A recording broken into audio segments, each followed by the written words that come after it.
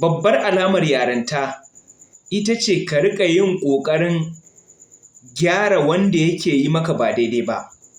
Idan har za ka riƙa ƙoƙarin gyara wanda yake yi maka ba daidai ba, to akwai alamun yarinta a tattare da kai. Kowane ɗan adam da ka gani yana ƙoƙarin zama da kai ne gwargwadon yadda yake iya zama da kai. Idan ka ga mutum yana yi maka daidai, to a yanayin ɗabi'arsa ya ga ka cancanta da ya yi maka daidai ne.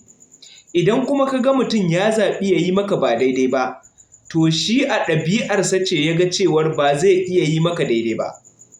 Ko dai ka zauna da shi yadda yake, ko kuma ka yi ƙoƙarin canja shi, ma'ana ka cire shi ka sa wani wanda zai bi ka ya yi maka yadda kake so. Kowane ɗan adam da kake gani akwai yanayin yadda yake ɗaukar ka. Idan ka ce za ka canja shi ya koma ɗaukar ka yadda kake so ya ɗauke ka, to ka shuka iri na wahala kuma baka san ranar girbinsa ba.